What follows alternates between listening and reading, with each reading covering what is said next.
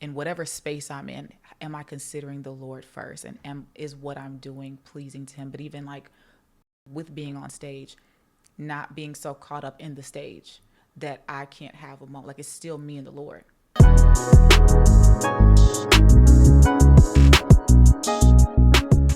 What's up, guys? Welcome back to the Light Shine podcast, where we discuss biblical truths and we spotlight individuals who just inspire us to radiate God's divine light.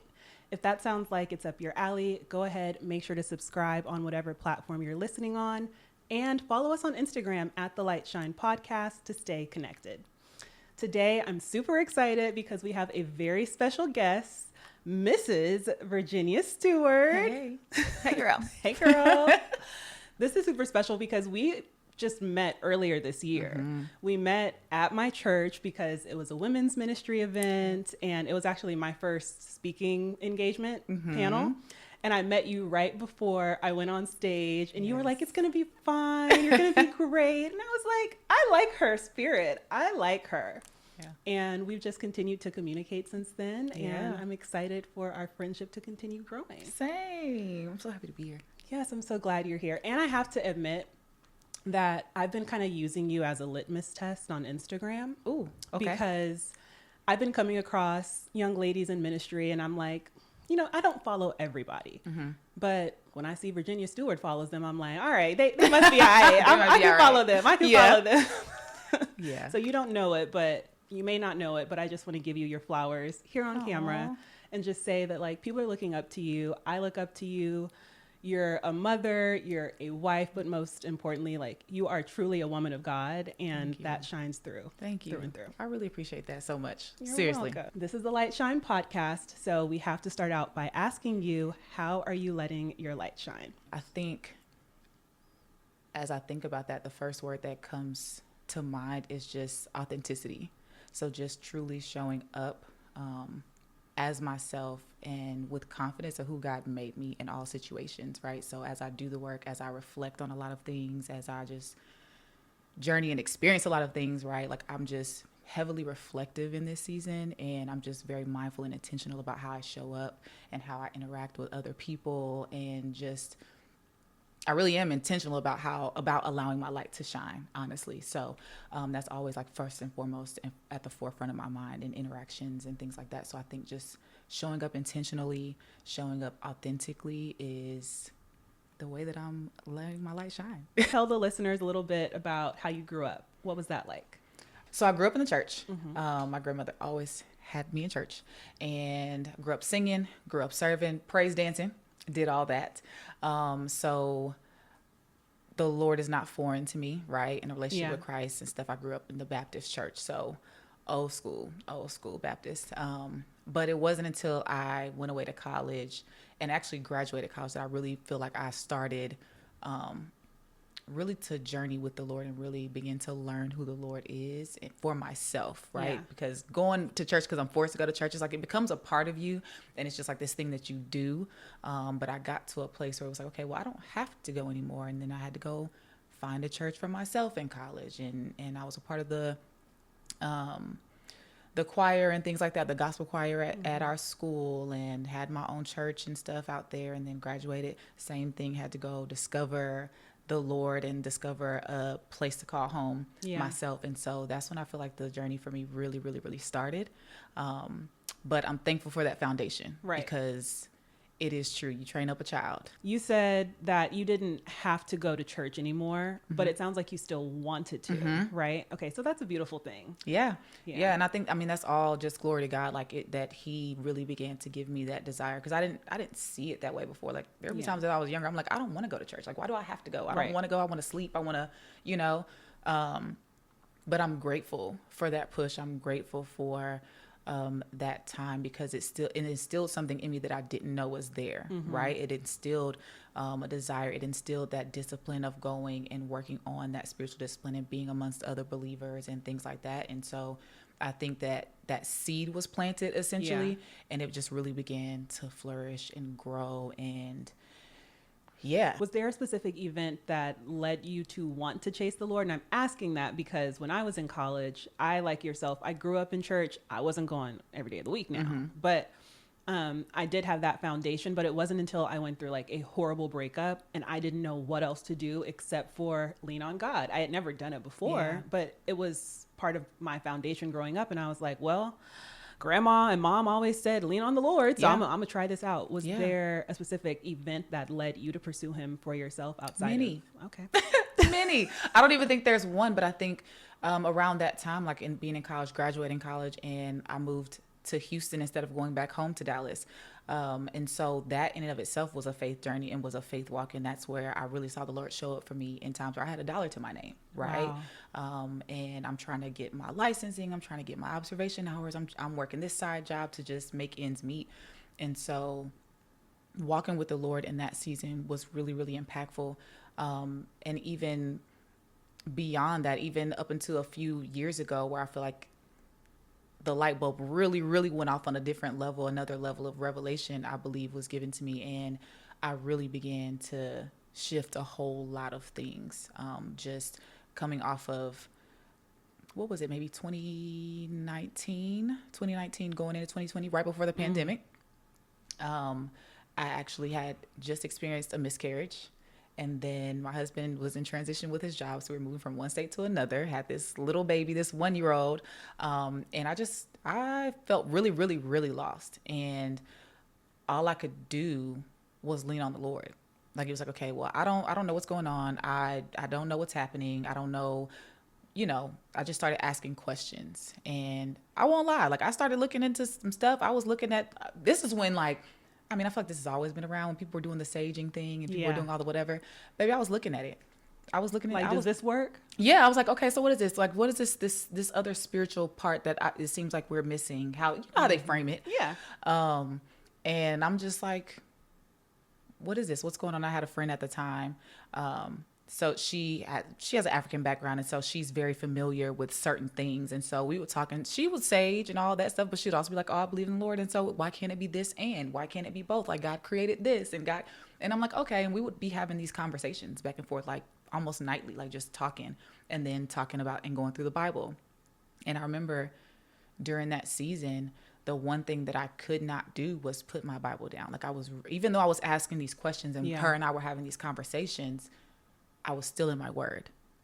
And the more I kept reading, the more I committed time with the Lord in the word, the more I began to uncover, the more I began to discover, the more the Lord actually began to answer the questions that I had about things.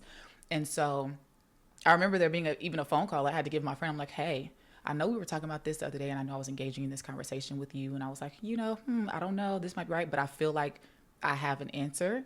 And this is what the Bible says. So this is what I believe. And I feel like you need to know this, right? Mm-hmm. Now, you can do with the information what you will. This what the Bible say?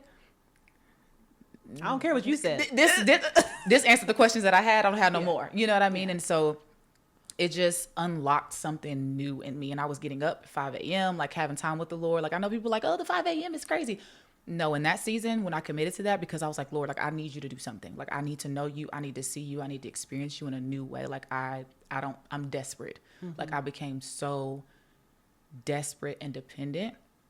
And, like the Lord really, really did a work on me in that time. And I ended up denouncing, like, I was part of a sorority, all the things. Like, many people don't know that. So it's probably the first time I'm saying that publicly. Like, burning stuff, like all type of stuff. Because I was like, like this is clear. The Lord feels a way about this. This is whatever. And I'm like, it's time to wrap this up.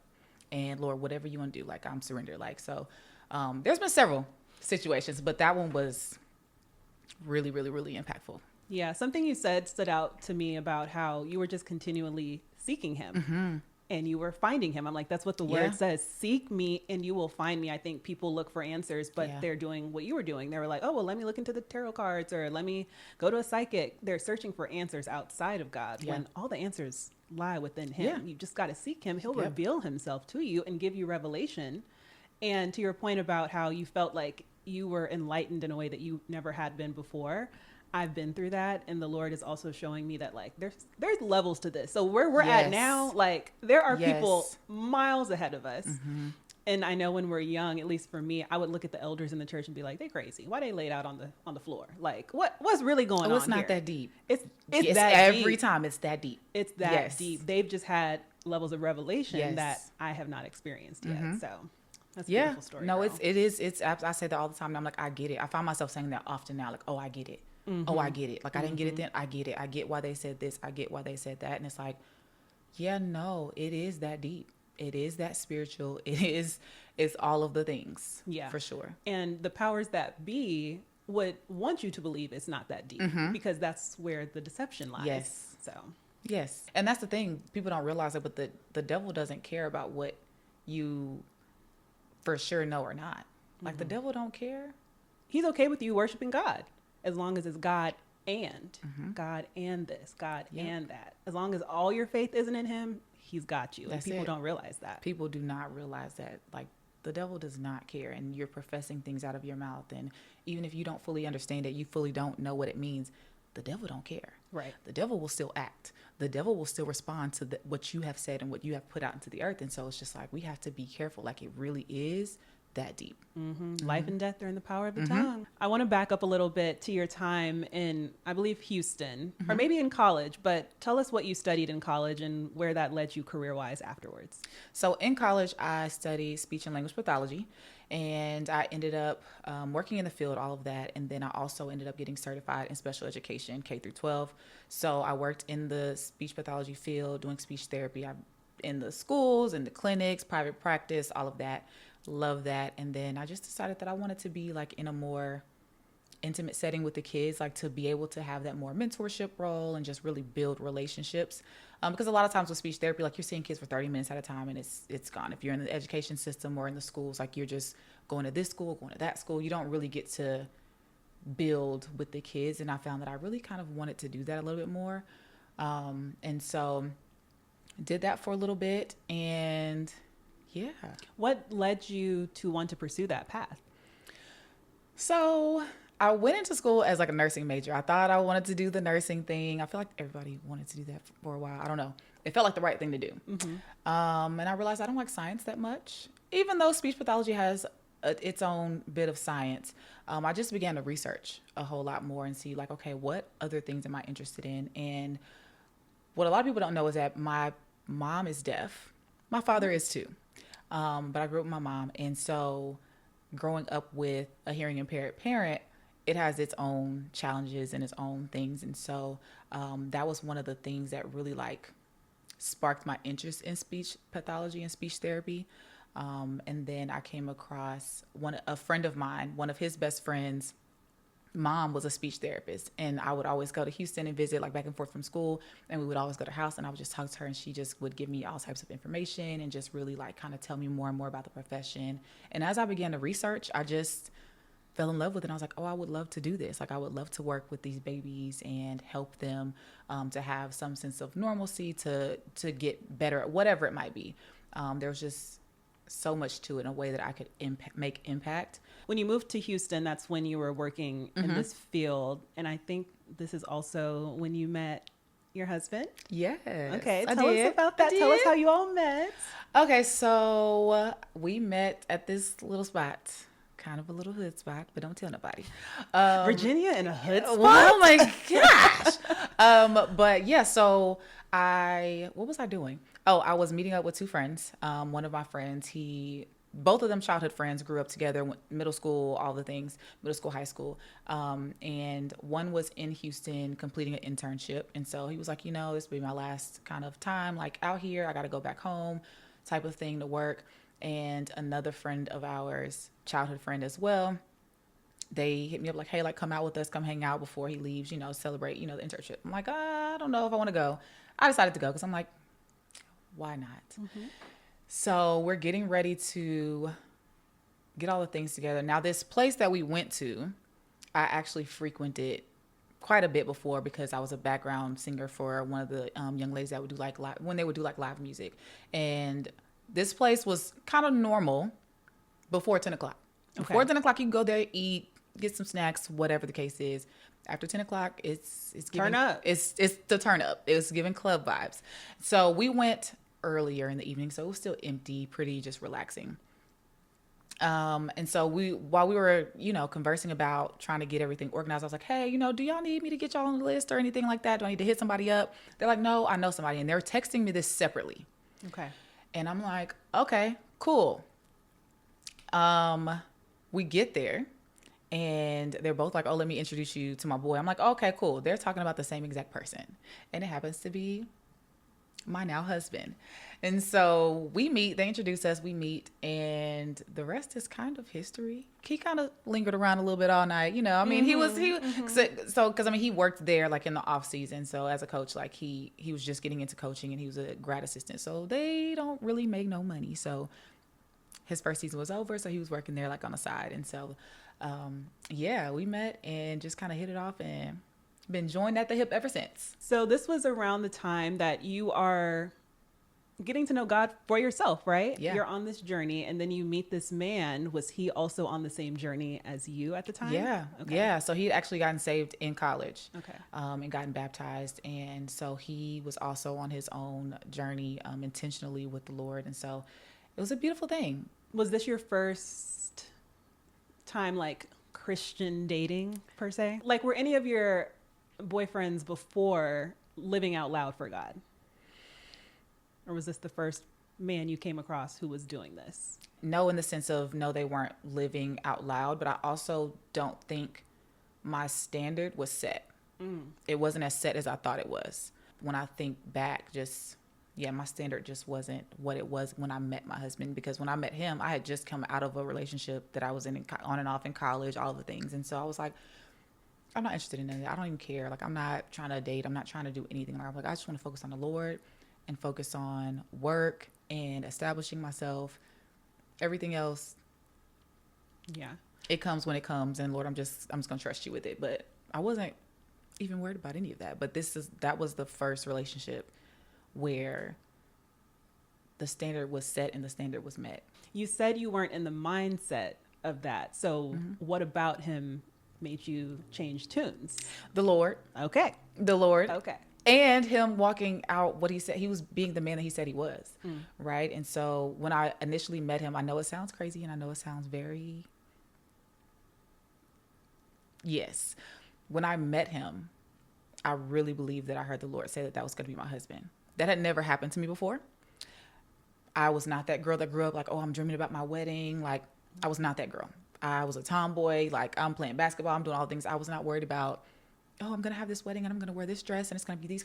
I was not that girl at all. So when I heard that, I was like, am I crazy? Like, what is going on? And so I just said within myself, because I was, like I said, on my own journey and really focused on the Lord. And I was actually tuning my ear intentionally, like trying to learn how the Lord speaks to me, right? And just paying extra close attention to those nudges and what I believed that I was hearing. And so I said, okay, Lord, if this is you, like I think it is, then you'll confirm it. Yeah. And that's what I did throughout the entire time of us dating, all of the things. Like, I just would defer back to the Lord. And so being that I was open and submitted to that process, it allowed me to be open to him and what was transpiring, what was taking place. So yeah. And then, I mean, he was a man of his word. He upheld what he said he was going to do. And I was like, okay, I can do this. But I wasn't desperate for him. Yeah. I wasn't desperate for a relationship, and I wasn't in a place of like, oh my gosh, this has to work. I was like, okay, Lord, like, you do this. Either it's you or it's not. And I'm okay either way. Wow. So the whole time you were like that? And I'm asking because I've met somebody. I haven't had a crush in a long time. So I got a little crush happening right now. I love it. And I found myself like daydreaming about our time that we've spent together, to the point where the Lord convicted me the other day. And he was like, you think about old boy a lot. And we haven't really spent time together. And I was like, ooh, you're right, Lord. Wow. You're right, Lord. Let me get back on that. And so now I'm in a space of like, yes, I can spend my time in La La Land over here, but I still have to prioritize my time with the Lord. So there was none of that where you felt like you were, I don't know, spending too much time thinking about or spending too much time with your boyfriend at the time and not keeping God in his proper place. Oh no, of course. I definitely had moments like that. Okay. For sure. Definitely had moments like that. But I think what helped me is the fact that we were very aware of where we were, and we were open and communicative about what we desired. Especially when it came to the Lord. And so, like, even from how we dated, right, and how we spent time, was really centered around that. And so that really helped us to keep our minds together. But then also, like you said, conviction, like the Lord speaks to us. And so I had to believe, and I still have to work on that all the time, of believing like, okay, like just like the Lord is my father, he's his father too. Yeah. So if he's off, God can get them together. If I'm off, God gonna get me together. And so, yeah, we definitely had times. I mean, you were young, you know, like we definitely had times, but that being on the same page and having those same desires and holding each other accountable was very pivotal. Yeah. Okay. Your husband has a very interesting job, which we'll get to. But before we get into that, I want you to talk about an experience you had at the mall in Houston, because this story is so crazy. Like, you have to tell the listeners, it's insane. Okay. And it's about purpose. Yes. Because, well, you tell me, am I assuming is speech pathology, or was that part of your purpose? Do you feel like it was? I think it played a part for sure. Okay. I think it plays a part. I think it had to be a part of my journey. Yeah. Right? Like, it had to be a part of my journey, because if I hadn't have pursued that, I might not have even gone to Houston in the first place. You know what I mean? And so I definitely believe that it was a part of it. Okay. And then singing was also a part of purpose, Yes, right? Okay. yes. So tell the listeners about who you met in the Galleria in Houston. In working in speech pathology, I sometimes held more than one job at a time. And so working in the school district and working in a private practice, there would be some transition time. And I think this particular day had to be a day where we got out of school early or something. And so before heading to the private practice, sometimes I would just go to the Galleria and lollygag and hang out, try not to spend no money. And this day I went into Forever 21. I'm just walking around and I look up, and I think I'm on the phone with my brother or something. And I look up to my right and I'm like, who I think it is? And I keep walking. He's by himself on the phone, just chilling. And I'm like, So I keep walking and I see other people looking at him too. And I'm like, okay. And I see this young lady that works there. And I'm like, is that who I think it is? Because she looked like she knows and she's paying attention too. She's like, yeah, I think it is. She's like, so I'm going to go to the counter and I'm going to check it. I'm going to check out. Or I'm going to go to the register because he seems like he's about to go check out. I'm going to give you a head nod if it's him. I said, okay, good looking out. So she goes over. I turn around and I look. She said, and I said, and so I went on over and I introduced myself. And the thing about me is when I'm nervous, I get very silly and get very goofy. And so I introduced myself, but then I also, asked him like, what you doing in Houston? Don't let me find out you looking for some new background singers. And who was it? Because I don't know if we said who it was. We didn't. So this was Ty Tribbett. And like he was just like, let me find out. Can you sing? And I was like, yeah. And he was like, okay, sing something. And I was like, wait, excuse me? You in the Forever 21? In Forever 21 in the Galleria, yes.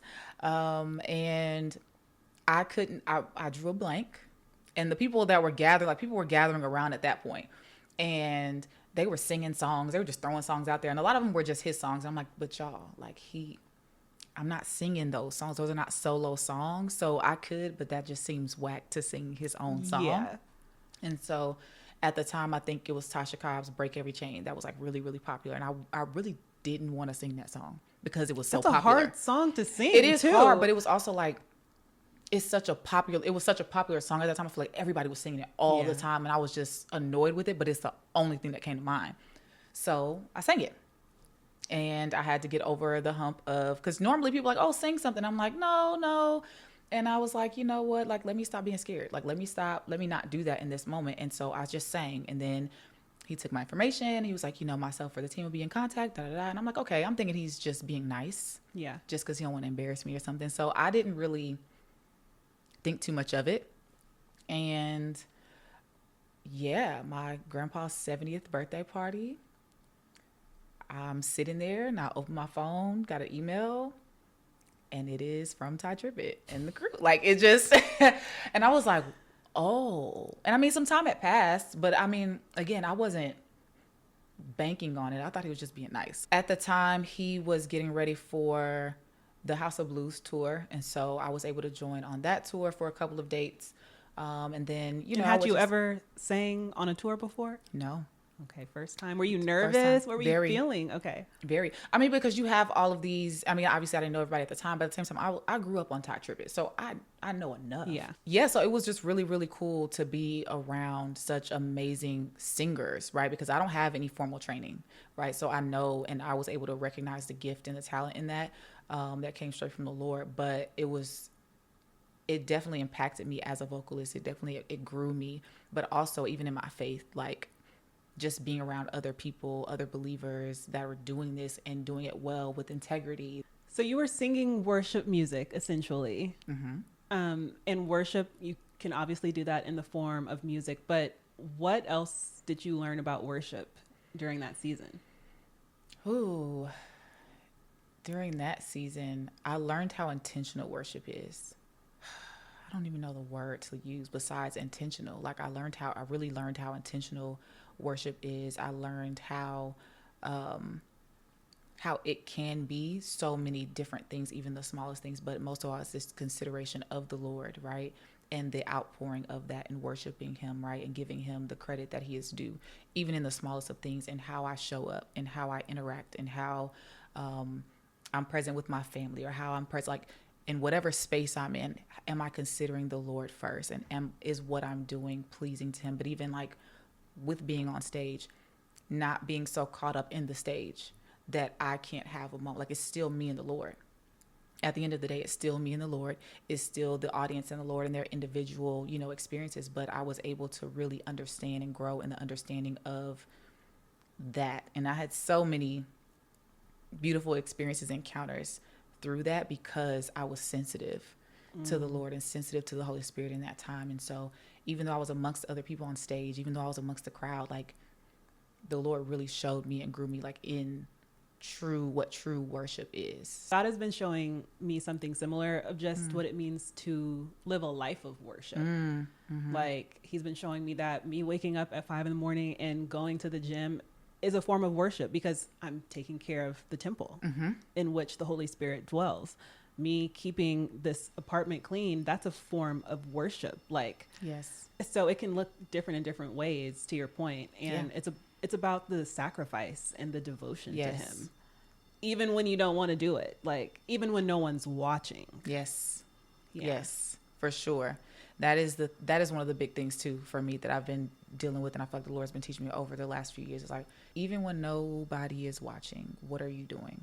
Right. And so in my mind, I'm always thinking, but while people can be giving me applause, or people can say this, or people can say, Lord, are you pleased? Because I can think what I'm doing is pleasing to you and be far from it. And so I agree with that a whole lot. So something really big happened on one of these tour dates, right? A little bit. Want to tell us about that? My husband proposed to me after our House of Blues date in Houston. I had no idea. No clue. But it was a beautiful surprise. So we had talked about it. He, of course, initiated the conversation because I was not. Period, Pooh. Period. I was not. I just refused. So, yeah, he had asked me several times about it. He even, showed me, like, rings. Like, if I was to propose, like, what type of ring would you want? Like, he wouldn't take me to go look at rings, which was really annoying. Because I'm like, why do you keep asking me? Like, I really got to the point where I was annoyed. I was like, don't talk to me about no another ring. Okay? Unless I can see it in person. Period. Because what are we doing? Like, why are you pressing me about some rings? Are you about to propose? Like, what is happening? And so, like, he had been asking me questions about marriage. He'd ask me a whole lot of things. So we were having the conversations. We knew pretty early on that that's the direction that our relationship was headed, right? If it being the Lord will, like we thought it was. And so we had those conversations all throughout our dating time. I'm a very traditional person. I believe that the husband is the head of the household and the wife submits to the husband. And if a man knows the Lord, spends time with the Lord, communes with the Lord, hears from him, and makes his decisions based on what the Lord is telling him in wisdom, that feels safer to me than, some Joe Schmo at the club or whatever. Yeah. Who just likes me the way I look, right? So I guess it's a twofold question. Did you feel ready? And if you didn't, did the fact that your husband was a man of God, did it make you feel more comfortable with the decision? When the time came, yes. The fact that he was a man of God, the fact that I literally was doing Bible studies with him, the fact that I was able to see him grow in his walk, the fact that we were able to have those conversations and I got to see him live those things out, that absolutely made me way more comfortable, for sure. He is a football coach.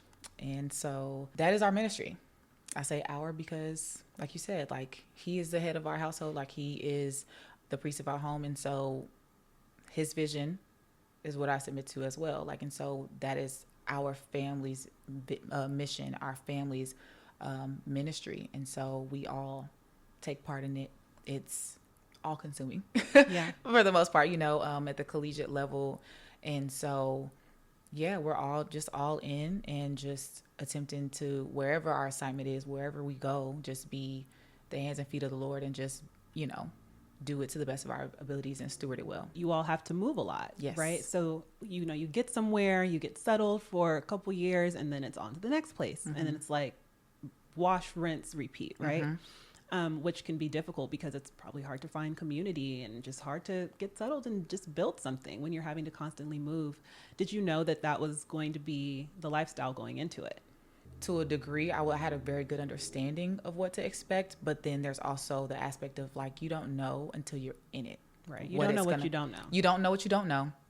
And you don't know, while you're okay with things in theory, in actual practice, in actual real life, when they happen, emotions change, things, you know what I mean? Like, so I think we go through phases in our journey. And so that can contribute to how we might respond to a thing at a given time. And so in that regard, I don't feel like I had a clue. Did you feel like going into it that you were having to give up a part of yourself or a part of what you considered purpose at the time with speech pathology and education or your singing? Absolutely. I didn't know it was going to be to the magnitude that it was, though. So I don't think I was really prepared for that because I don't think I was prepared for that. But yes, definitely had to sacrifice a lot when it comes to that. How did you deal with that?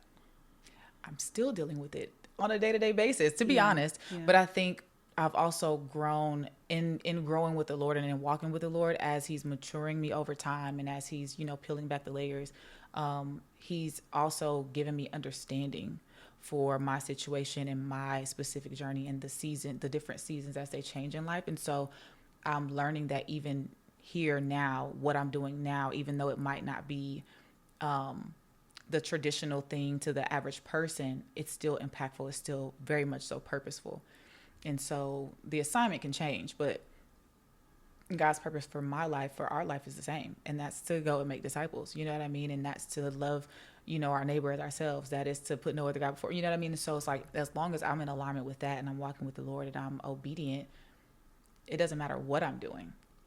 I can still be purposeful. Our purpose is our purpose. Like what the Bible says our purpose is, like that's never going to change. The how might change. What it looks like, the actual, like in reality and what that outward look of it is. Like it could be that, I'm a stay-at-home mom right now, but my children are important. Like I have to make disciples out of them as well in my home, in my interactions with people in the world. Like that's still a part of that. It could be going to work every day. It could be going into the office. No matter what, though, my underlying purpose is the same. The how I do it, how the Lord wants me to do it, the assignment that he gives, the place in which he might have us do it, because our assignment changes all the time, especially like with my husband's job. Like our assignment and our focus, our focal point, or who we're zeroing in on might change. The team might change. Our purpose is still to make the Lord known. Just focusing on that has helped me to not be as worried about the other parts as much.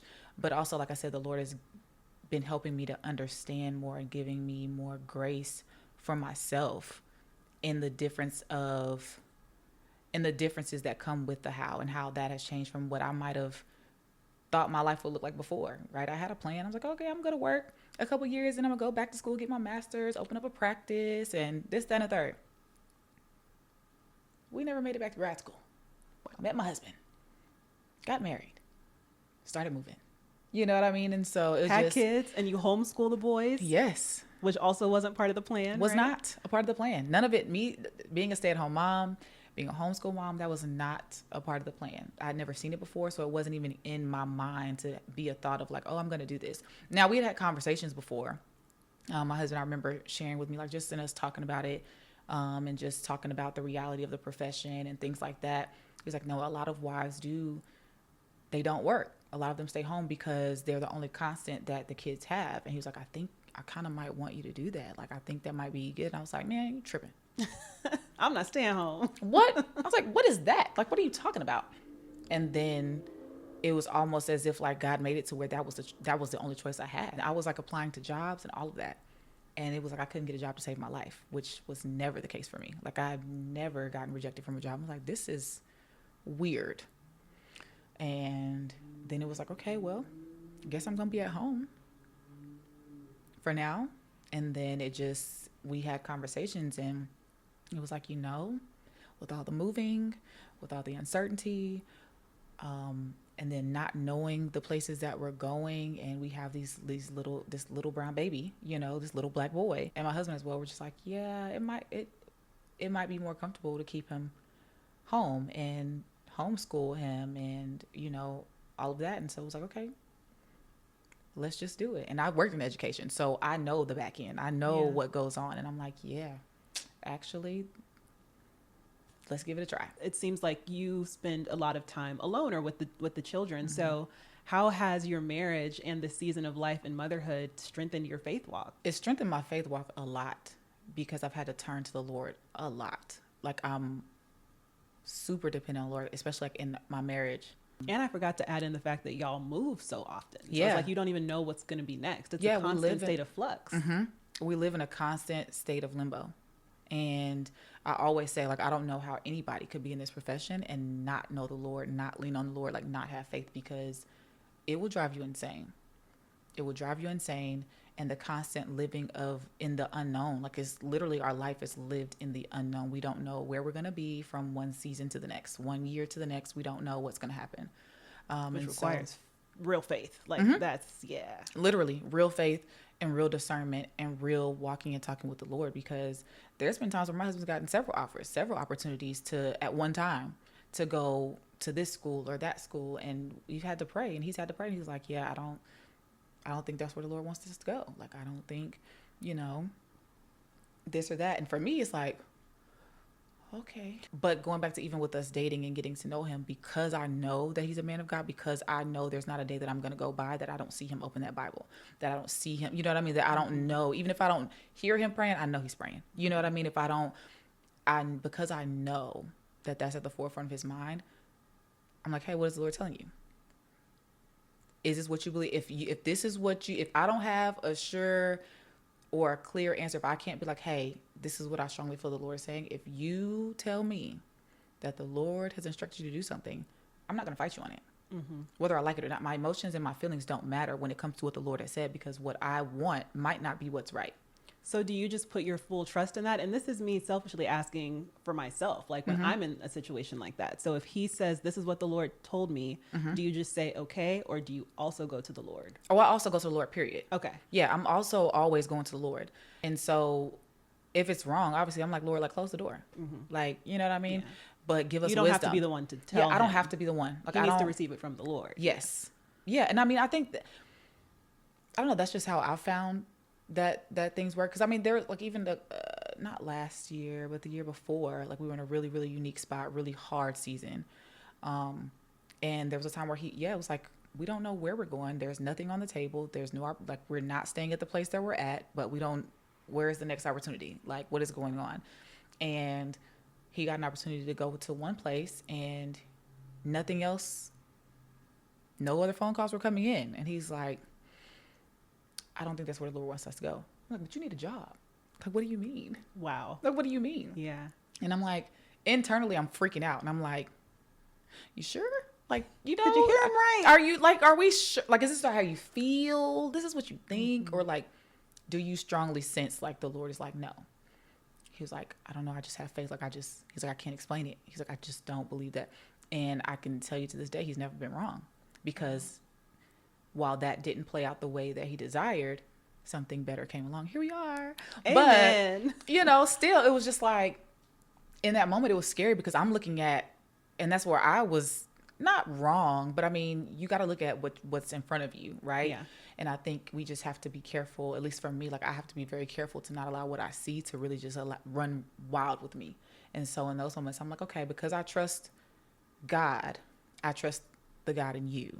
So I'm going to go and I'm going to flow as long as it's the Lord. I'm going to still be praying and I'm going to still cover you. Because, I mean, you could make a mistake. Who knows? You can hear me. But so far, so good. So what a blessing. I'm just going, you know what I mean? Like, and I mean, things happen. Yeah. People make mistakes. People, mishear whatever the case might be. But I trust God. And I trust that my Father has us. He's going to cover us. Even if my husband were to hear him wrong. Even if my husband were to make a mistake. Okay, cool. But God is still going to cover us. God is still going to take care of his kids because he knows the heart. He knows the intention in a thing or whatever the case is. And he's going to correct if need be. You know what I mean? And so I trust God more than I trust my husband, but I trust that my husband is going to the Lord too. And I trust the God in him. So it makes it a lot easier to kind of go and flow. And because I have the ministry perspective of our lifestyle too, right? I think because I have the perspective that I have and the Lord is constantly renewing my mind about it and he's constantly like helping me to navigate it because it's hard. I'm not going to lie to you, make it like it's easy.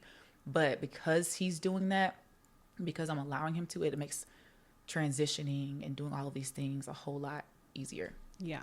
Mm-hmm. So what advice would you give for the girlies like myself who see ourselves in a Christian marriage one day in the same predicament, submitting to our husbands and letting them lead? What advice would you give, or what's something that you wish someone had told you early on? I would say to really establish and fortify your relationship with the Lord yourself now, because there's going to be times, there's going to be seasons, like you can get married, you're still gonna have seasons within that marriage. Like all of these other things in life can make those beautiful things like marriage and motherhood very hard. They're not easy. Like they're not a cakewalk at all. And so I would say, like, while you have the time, was it Paul that was talking about it's better for him not to be married? Mm-hmm. It was Paul. And so I look at that now as a married woman and I'm like, because when you are single, you don't have the stressors of marriage and motherhood pulling at you and pulling at your time. So you have more time and availability to devote to the Lord and to ministry and to all of those things. And so I think that's a beautiful thing that even though I was in that process when I met my husband, I didn't know it when I was younger so that I could have had more time to do. I didn't know what that looked like. Right. Mm-hmm. So in all fairness, which is why I can say it on the other side, I'm like, dang, like, cause now I'm fighting for time with the Lord. I'm fighting to be able to have just time and not be tired or not feel like I have to do the next thing to make sure that everybody else is okay, right? Like now I'm fighting for time with myself, right? Mm-hmm. To be able to take care of myself spiritually, mentally. Like I'm fighting for that time now. And it's still beautiful, but it is a fight. And so when you're single, you don't necessarily have to do that. So I think there's beauty in that we have to remember. And then I also think I would encourage you to just make room for the Lord. Like just leave room for him. Like even in your ideas of what marriage will look like, even in your idea of what your husband might look like or what your life may look like or what you desire for it to look like, where you want to live, all of those things, it's cool. Just give them to the Lord though. Like submit those things to the Lord. Tell him what you want. You know what I mean? Make it known. Like he wants to hear. He already knows, but obviously still ask him, still tell him, but still leave room for the fact that it might not look exactly like you desire. It doesn't mean you won't get it. It doesn't mean you will. It doesn't mean it'll come in this red box with a big old red bow. It might come in a black box with a gold bow. But are you ready and are you open? We have our preferences. It's fine.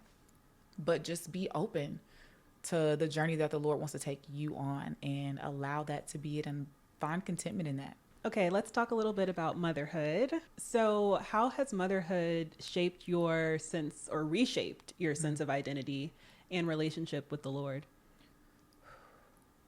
It's definitely reshaped it. It's definitely reshaped me. And I think I'm also in a season right now of like rediscovering myself, even within that context, like within motherhood as a wife, because I wear a lot of hats and I'm doing all the things for everyone else. And I think I'm in a season now of really figuring that out. Really, really fleshing that out through the experience. I've been a mom for 6 years now. So going on almost 7, literally in like a month. And so it's been beautiful. It's been hard, but it has been beautiful, and God has used it to heal things in me that I didn't know needed healing. And it's taught me how to lean on him a whole lot more than before, because now I have to worry about these little people, right? Who are dependent on you. And they're dependent on me, and I'm only human, and I don't have it all. I don't know it all. I don't have it all. So I'm constantly asking the Lord for wisdom. I'm constantly asking the Lord for clarity. I'm constantly asking the Lord for direction, because I'm like, God, I don't know. Like, I don't know what I'm doing. So I need you. I'm overwhelmed. I need you.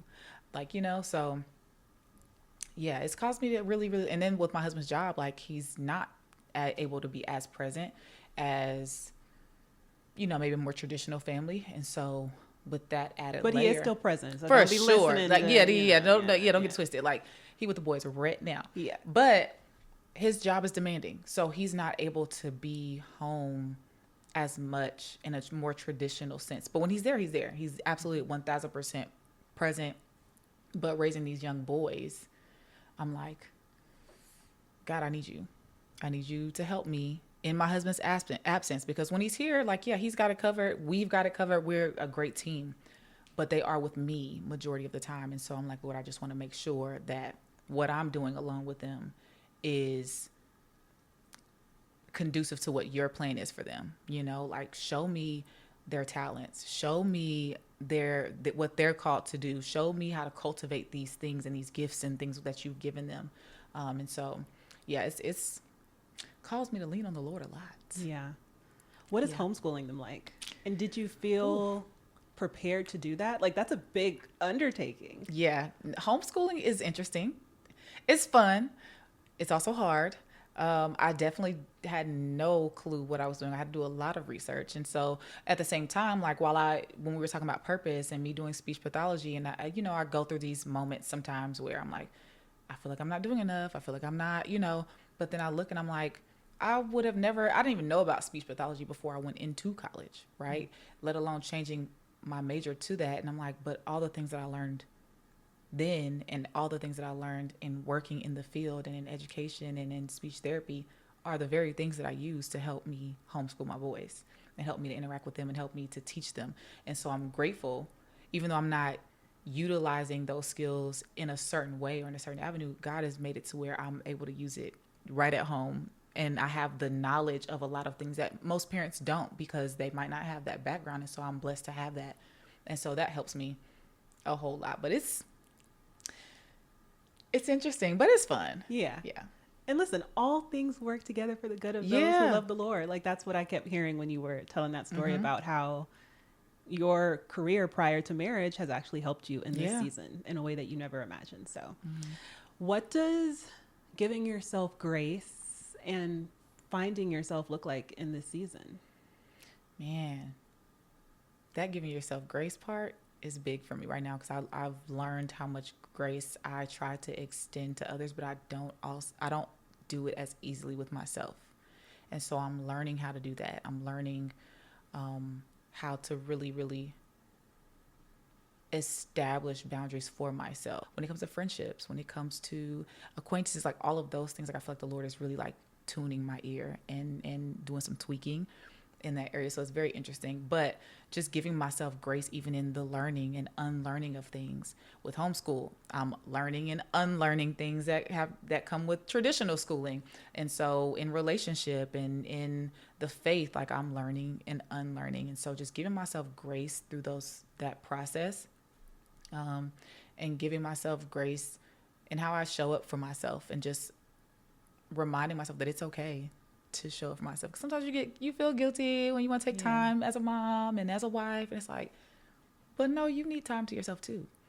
And that is okay. Whether it's working out, whether it's getting out with friends or going to do something, like, it used to be easy to say, I can't because I have the kids, and I'm getting to a place now where it's like, yeah, no, you can. It just might not look like you wanted it to. And so I'm applying the same principles that I had from other things when it comes to my husband or marriage.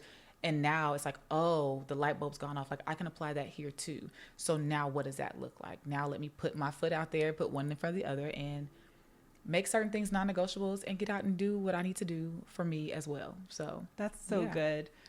I was friends with someone earlier this year, and I remember him telling me, like, you're so good at your job. If only you would apply this to your personal life. And I was really offended by that at the time. Oh, man. But as time has gone on, like, I understand what he meant. Like what you were saying, you're like, this process works over here in this area. Why can't I just apply it to me? And in the same way that you were experiencing this, like, I realized I can't pour out of an empty cup. I've said yes to so many other things and so many other people that when it comes to me, there's no time. And I saw Pastor Ture, PT, had put out a video that said, yes is expensive. Like, you don't realize how expensive yes is, because once you give out too many yeses and the thing that you really want comes around, there's no more yes to give out. That is big. And like, even with the showing the grace thing, like, I extend grace to a lot of people all the time. I'm showing up as best as I can for everybody else. And it's like, so when I say with those boundaries, it's like, sometimes I have to say no. It's okay for me to not run to everybody's rescue. It's okay for that text to sit there for a minute. It's okay for me to allow myself time to get back to or do this, that, and the third. Like, it is okay. And it doesn't mean that I'm any less of a friend or a wife or a mom. Like, it doesn't mean that I'm any less of any of those things. Like, it is okay, because that yes is expensive. And I don't know about you, but like, for me, like, that pouring out of an empty cup thing is real. And I realize, like, I have come to the end of myself, which is typically what the Lord does. He lets you come to the end of yourself until you're like, okay, show me how to do this, because clearly I can't. So switching gears a little bit, as I was preparing for this podcast episode, I saw that you used to have a YouTube blog, and God has been leading me to start a digital series / vlog as well. And I had been, aside from researching you, just trying to find vloggers who I want to see, people who I resonate with. And when I watched yours, I watched a couple episodes, I said, this is exactly what I've been looking for. And I just loved how, like, you gave us a glimpse of your life, the day to day, but you also incorporated God into it. And you spoke about your testimony and your revelation and what God was showing you. And I just really appreciated that. However, I know that the Lord has asked you to take a step away from social media. So why do you think that God has asked you to step away, and what have you learned? Well, I'm no stranger first to like stepping away from social media. Okay. No stranger. However, this time definitely was very different, and I don't know, it's just been intense in some ways and very transformative. But the Lord showed me a lot about me in the time that I've been off of social media. And then a whole bunch of things transpired. Like, the moment I got off, it was like blow up the world. I was like, whoa, this is why you wanted me away. Because social media can just be loud to me. Like, social media, the world, the voices, everybody has something to say. Like, it just could be a lot. And so I feel like the Lord really wanted me to remove the distraction of social media and the option to use it as a way of escape from day-to-day things, and just to reel me back in, right? And reel me back in just to him, to being in tune with him and his voice, and being able to cut out the noise so that I could hear him clearly, but also to show me, like, hey, look what I did. You know, like, I had been praying for my husband and I, like, we always pray for like increased discernment and all of those things. And it was just wild how removing social media, we were able to literally see, like, oh my God, like, you really have done just that in the way that you revealed things that's before time. Because discernment is a funny thing. Like, it's like you get insight to things without facts or confirmation. Like, you don't get, you without the details. Like, you don't, and it's like, am I tripping? Am I overthinking? Am I just looking at this wrong? Am I just looking at it too much? It's like all these things. And so the Lord really worked with me on that, and just being able to trust that. Trusting my discernment, trusting the discernment that he has absolutely increased, and just he showed me where and how, and I'm like, oh my God, thank you. You know what I mean? And so just in that time, I was able to return to being able to be still and to have that stillness and that quiet. And so while social media is loud, the quiet can be loud too, if we just really sit there. Like, the Lord's voice gets louder and louder when you allow room and time for him, and you just listen. And so I feel like I've just been able to do that a whole lot more. And I do believe that the Lord will give me fresh ideas and, all of that. The Lord just really wanted to get me away from the noise for a bit, to just recalibrate and reset. And it's crazy because I was like, right before everything, I was like, I'm so excited. I'm about to do this. And I'm about to da-da-da. And I started pushing out some content. I'm like, okay. And the Lord's like, yeah, no, get off of it. And my thing is, I don't ever want to be holding on to something so tightly that the Lord tell me to put it down, and I don't. Social media is no longer a distraction on that level, right? And so removal of it being a distraction was huge. But also in that time, like, the Lord was able to just teach me and show me things that I probably couldn't see or hear him saying before, just about myself, about different things going on around me, people, places, whatever. I was able to really just sit with him. I was able to really hear him more. And I found out I had way more time than I thought I did to get things done. And so for me, sometimes it can be a struggle the way my brain works. ADHD baddies unite. Same girl. You know what I mean? And so while I have all these big ideas, and I'm a natural creative, and I love all things social media and film, and I love learning all about those things, I think it can be a struggle to like just focus sometimes. And so I think even in that time, it was like the Lord like showing me like how to just focus on one thing at a time and focus on the things that actually matter in all facets of life, whether it's the day-to-day things, whether it's relationships, whether it's, my kids, my husband, whatever it is, like just focus on the main thing. And so yeah, like I feel like the Lord was just drawing me back to himself and just getting me back to the basics almost. And I'm grateful for it. But also I think I might have retreated a little too hard. And because that 1 Thessalonians 4:10, yeah, which took one it is to a whole that? nother level, where it says to go and live a quiet life and work with your hands, right? And some more stuff. Go read it. But that living a quiet life, like I enjoy my peace so much more. Like I enjoy the quiet. Like social media is a loud place to me. That's also another reason why I'm like, I gotta get off here. Like it's just too loud. Too many people are talking. It's just everybody got something to say. And everything you're saying is not right or spirit-led, especially for my Christian content creators. It's just like a lot was going on. A lot has been going on. I'm just like, I personally don't want to be a clinging symbol added to the mix. A lot of deception going on out Yeah. there. And I was like, I don't want to add to that in any way, shape, form, or fashion. With that, like I've always known that scripture. I've always kept that scripture in the forefront of my mind of how I, move. And even with social media, you see snippets of my life, but you don't know my life unless you know me, you know what I mean? Yeah. And so, but I think this time that I've been away, I've began to understand that specific scripture in a whole new way, like never before. And it's just like, it's clicked. And I'm almost like, do I even want to get on social media? Like I'm loving the quiet life. I love it on a whole nother level. And I get why it's important. Yeah. In the midst of everything going on and just in the world and just everybody got something to say about something. And it's like, I don't have to say anything about everything. I don't have to be seen in everything.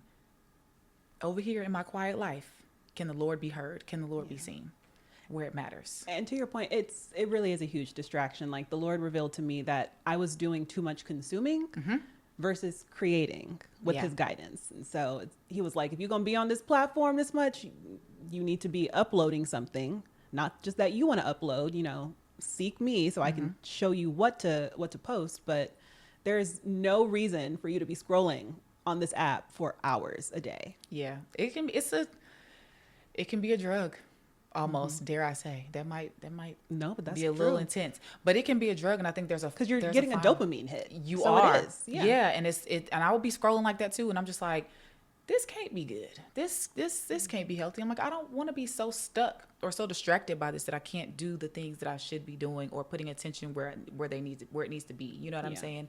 So I get that 1,000%. The old folks were right. It really is that dang phone. It's the phone. It's that phone. It's the phone. I'm about to get a house phone. Not a house phone. Yeah, I think I'm gonna get a house phone. The little one where you gotta listen. One of those, or we can get the other one. Okay, yeah. We can do it however we want to. But I'm about to get a house phone because what? Like the phone landline. Is really the landline is coming back, and you think I'm joking? I'm so serious. You're for real. I'm absolutely serious. That phone is a distraction, and it's just like we've given people and ourselves a false sense of access. Oh yeah. we don't need this much access to other people in their lives, but people only have access to what we give them and what we show. And so it's like, one, consumption, but also production and what you're putting out and creation. And it's just like, I don't know, for me, like I've just had to be way more mindful. And like I said, like just, I'm enjoying the quiet life. I'm enjoying my peace. I'm enjoying not feeling like everybody has input into my brain and what I'm digesting and taking and all of that. Like I'm able to, I have way more room for the Lord when I'm off of social media. Like I have way more room to hear him and not just them. Right. You know what I mean? Okay, last question. So we're just building our friendship, but I have to ask for those listening and myself, we're in very different phases of life. You're married, you have children, you have a lot of other responsibilities than I do. But how can the girlies like myself who are single, no kids, how can we be better friends and support our mommy friends who are also wives? I would say to just have grace for us and be patient with us. Like we have a lot going on, but y'all do too. It just looks different. And so I think when we maybe shift our perspective on it a little bit, it can help, right? So I have certain things going on in my life, yes, that pull for my attention, as do you. It might be work, it might be, family, it could be all these other things. So just, I would say just have grace for us, patience for us if we don't respond as quickly as, we might have before. It doesn't always mean anything crazy. We just have different responsibilities. But also, I would say just remember that we're just girls. Like we're just girls that need our girls too. We are mommies, we are wives, we are all these different things. We wear these hats. But at the core, if I've learned nothing else about myself, I'm just a girl and I need my girls. I need my girl time. And so don't forget that about us. Like, but also, and I would also say, I feel like I'm just continuing to go, but I would also say like, just if you have the capacity to embrace, like, even if it's just our children or our family as well, like as a whole, because at the end of the day, they are an extension of us. They are a part of us and we are a unit. And so for moms like me that do homeschool or stay at home, like we are with our kids a lot, but we also want to hang out with our girls. And so maybe, and I've had friends like you, or I've had another friend also say the same thing, like, hey, if you can take the kids somewhere to do something fun, like let me know so I can come. Or if you want to get together, like me, and like I said before, like just showing up for myself and just making certain things non-negotiables with it, which is putting effort in relationships and friendships instead of just being like, no, I can't. It's like, no, you can. It just might look different. If they're okay with that, then do what you need to do so that you can fill your cup too. And so in one of my efforts is like, yeah, like I'd love to get together. Just know my kids are probably going to have to be with me if we do it this day, this time, whatever. And to have you guys be like, okay, like that's fine. Like, okay, we can all go hang out. We can go do whatever. Like just accepting them in that as well is just beautiful. And I think it's a beautiful thing for them to see. I don't know about you. Like I didn't grow up seeing my mom with friends a lot. Like I remember she had just one friend. Yeah, same. That was it. Grandma, same thing. I can only think of like 2 friends. That was it. Like real friends that they did life together. Like they would come to the house, we would go to their house, like that type of thing. So I didn't see those relationships as much. And so because I'm so sensitive to relationships and things like that right now, and I'm very intentional about them, I'm like, okay, well, I want my kids to be able to see myself, my husband in friendship and how we interact and how we show up for ourselves and how we show up for each other, even in different seasons of life. I think it's beneficial to not just me, but for them as well, you know? And so, and then it's a part of doing life together. That's a part of discipleship. Yeah. You know what I mean? Like to really be a disciple, like even in the Bible, when Jesus and his disciples, when his disciples were with him in the times where they had rabbis, like they would do life with them. They would follow them around. They would eat with them, see them with their families, like do all different types of things. And so in order to disciple and make disciples, you have to bring people into your world and you have to be willing to go into other people's worlds. That's so good. And so I think if we would even keep discipleship at the forefront, if we would keep the Lord at the forefront of how he values community, how he values relationship, being in relationship with people, it's going to include those kids. It's going to include that husband. It's going to include your family, my family. Like it's going to grow into that, you know? And so I think just being more open to that and like remembering that more maybe would help. That's a great answer. That's a beautiful answer. Virginia, thank you so much for coming here and letting your light shine with us today. You are welcome back anytime. Yes. Let the people know now where they can find you if you want to be found right now. You know, I don't know. No, I'm just kidding. First, thank you for having me. I have enjoyed my time and I look forward to coming back. Girl, yes. You guys can find me on Instagram and on TikTok at I am Virginia Steward with a D. And on YouTube, Virginia Steward. Look me up. I will be back. I will be back. We got lots to talk about. Yeah, like I'll be back. I'll be back on social media. I'll get back to posting as soon as I'm released, but I'm feeling it bubble up. So maybe sooner than later. But either way, I'm sure, or I pray that there's content there that you can benefit from even now. So awesome. Thanks, girl. Thank you.